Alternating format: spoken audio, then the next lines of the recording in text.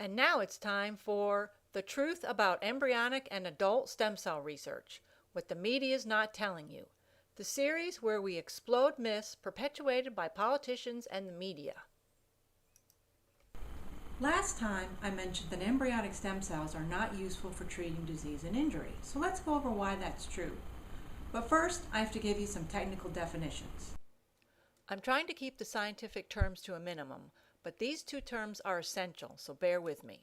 The two terms, pluripotent and multipotent, are big words with simple meanings.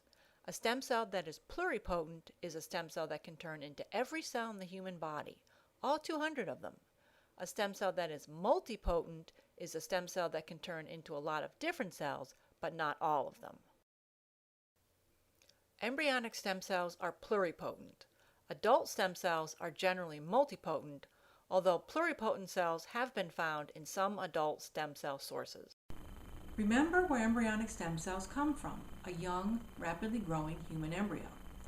Embryonic stem cells are pre-programmed or hardwired to grow explosively into every cell in the body. This works out great in the living embryo because the human body is an amazing thing, and in the early days of our growth, embryonic stem cells are rapidly forming all the different organs and limbs in an orderly fashion to produce the fetus. We're called an embryo from day 1 through the first 8 weeks of life. Then in week 9, we're called a fetus. Here's a picture of a 6-week-old embryo so you can put a face with the name. Now, being pluripotent is essential if you're an embryonic stem cell in this rapidly developing little guy or girl.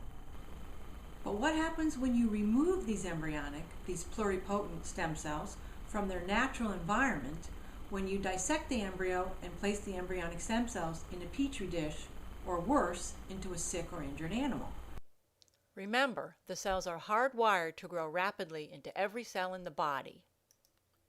When embryonic stem cells are injected into an animal, they do what they do best: grow into a mixture of all different types of cells, forming a type of tumor called a teratoma.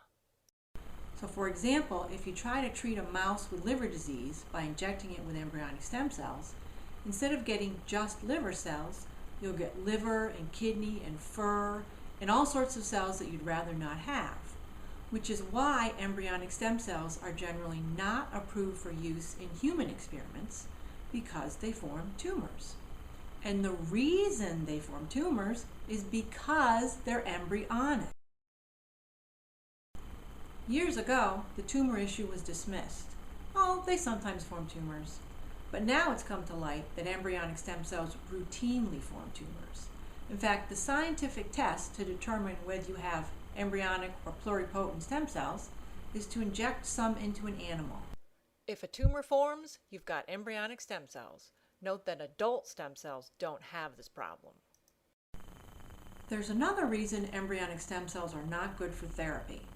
The embryo the cells were taken from is genetically different from the patient. Recall, this is not an issue with adult stem cells taken from our own body. They're a perfect match. But embryonic stem cells are not a genetic match to the patient, so they can be rejected by the patient's immune system. This problem can also occur with organ donation. The recipient must be given anti-rejection drugs so his or her immune system doesn't reject the donated organ. Because it's genetically different, the recipient's body may see the donated organ as a foreign substance to be destroyed by the body. To sum it up, there are two major problems with embryonic stem cells: tumor formation and tissue rejection.